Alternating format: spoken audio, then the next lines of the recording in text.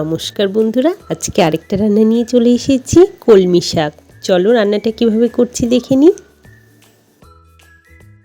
এখানে কলমি শাকে আলু আর বেগুন দেবো বলে কেটে নিয়েছি, আর রসুনও নিয়েছি সাথে। আর কলমি শাক কেটে ভালো করে ধুয়ে নিয়েছি।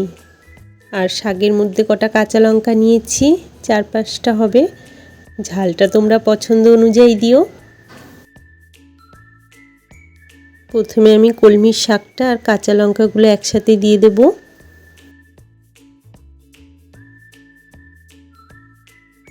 সাথে বেগুন আর আলুটাও দিয়ে দেব।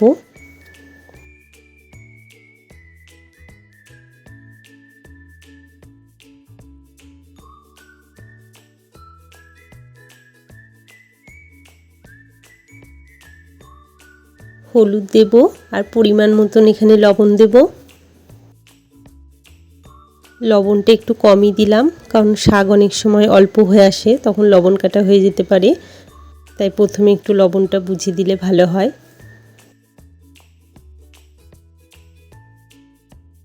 এবার এটাকে আমি 1 মিনিটের মতন ঢেকে দিলাম।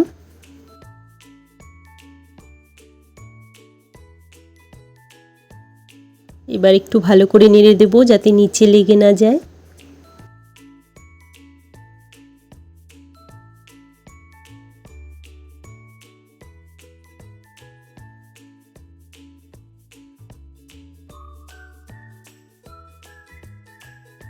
ভালো করে নেড়ে আবার 1 মিনিট মতন ঢাকা দিলাম।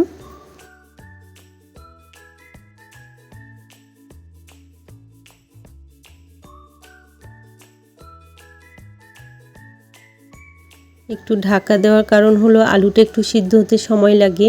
বেগুন শাক সিদ্ধ হয়ে গিয়েছে, এখন আলুটা অনেকটা সিদ্ধ হয়ে গিয়েছে। এবার নামিয়ে নেব।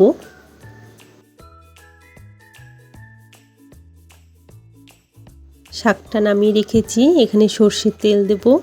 শাকটা সর্ষের তেলে করলে বেশি ভালো হবে খেতে। তেল গরম হয়ে গিয়েছে, এতে আমি 5 ফোড়ন দিলাম আর দেব রসুন। রসুনটাকে আমি একটু থেতো করে নিয়েছি।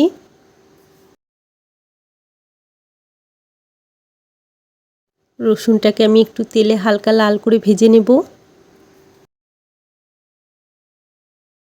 রসুনটা আমার ভাজা হয়ে গিয়েছে, এবার আমি তুলে রাখা শাকটা দিয়ে দিলাম।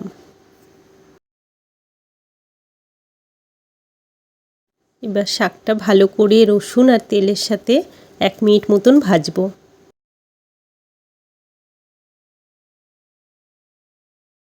সামান্য চিনি দেব নামানোর আগে।